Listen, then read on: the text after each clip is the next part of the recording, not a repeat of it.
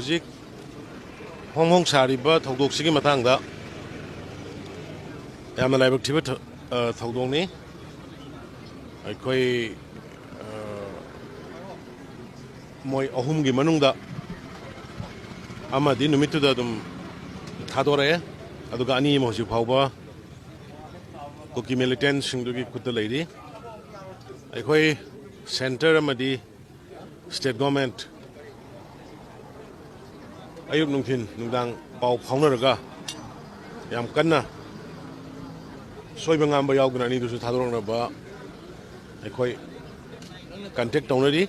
ꯋꯥꯔꯤ ꯁꯥꯟꯅꯔꯤ ꯂꯣꯏꯅꯅ ꯋꯥꯔꯤ ꯁꯥꯟꯅꯕꯒ ꯂꯣꯏꯅꯅ ꯁꯔꯀꯥꯔꯁꯤꯒꯤ ꯇꯧꯐꯝ ꯊꯣꯛꯄ ꯁꯔꯀꯥꯔ ꯑꯃꯒꯤ ꯇꯧꯐꯝ ꯊꯣꯛꯄ ꯑꯗꯨ ꯃꯈꯣꯏꯕꯨ ꯇꯦꯛꯇ ꯀꯥꯏꯗꯅ ꯊꯥꯗꯣꯛꯍꯟꯅꯕ ꯑꯃꯗꯤ ꯔꯦꯁꯀ꯭ꯌꯨ ꯇꯧꯅꯕ ꯕꯣꯠ ꯁꯦꯟꯇꯔ ꯑꯃꯗꯤ ꯁ꯭ꯇꯦꯠ ꯑꯅꯤ ꯆꯪꯅ ꯀꯟꯅ ꯍꯣꯠꯅꯃꯤꯟꯅꯔꯤ ꯑꯗꯨꯅ ꯃꯤꯂꯤꯇꯦꯟꯠꯁꯤꯡꯒꯤ ꯀꯁꯇꯗꯤꯗ ꯂꯩꯈ꯭ꯔꯕ ꯏꯆꯥꯁꯤꯡꯗꯨꯒꯤ ꯏꯃꯨꯡ ꯃꯅꯨꯡꯁꯤꯡꯁꯨ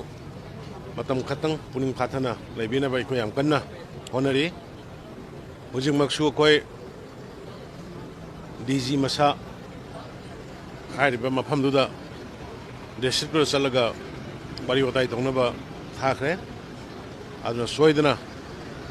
ꯌꯥꯝꯅ ꯄꯣꯖꯤꯇꯤꯕ ꯑꯣꯏꯕ ꯂꯝꯕꯤꯔꯣꯝꯗ ꯂꯥꯛꯀꯅꯤ ꯍꯥꯏꯕꯒꯤ ꯊꯥꯖꯕ ꯑꯩꯈꯣꯏꯗ ꯂꯩ ꯑꯗꯨ ꯃꯌꯥꯝ ꯄꯨꯟꯅ ꯏꯁꯣꯔ ꯈꯨꯔꯨꯝꯃꯤꯟꯅꯁꯤ ꯍꯥꯏꯗꯅ ꯑꯩ ꯃꯌꯥꯝꯗ ꯑꯥꯄꯤꯜ ꯇꯧꯖꯔꯤ ꯑꯗꯨꯒ ꯒꯣꯔꯃꯦꯟꯠꯒꯤ ꯁꯥꯏꯠꯇꯒꯤ ꯑꯩꯈꯣꯏ ꯇꯧꯕ ꯌꯥꯕ ꯃꯦꯗꯤꯌꯥꯗ ꯍꯥꯏꯕ ꯌꯥꯕ ꯍꯥꯏꯕ ꯌꯥꯗꯕ ꯃꯌꯥꯝ ꯑꯃ ꯂꯩ ꯑꯗꯨꯕꯨ ꯇꯧꯕ ꯌꯥꯕ ꯂꯝꯕꯤ ꯈꯨꯗꯤꯡꯃꯛ ꯊꯤꯔꯒ ꯑꯩꯈꯣꯏ ꯍꯣꯠꯅꯔꯤ ꯍꯥꯏꯗꯅ ꯑꯗꯨꯃꯥꯏꯅ ꯃꯌꯥꯝꯗ ꯑꯩ ꯈꯪꯍꯟꯖꯔꯤ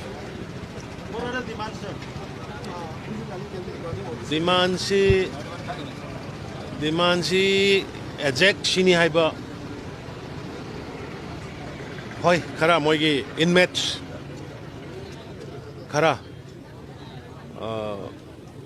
mafam ship tong na ba khona hai rakpa le adu just government is trying to release them unconditionally and unharmed.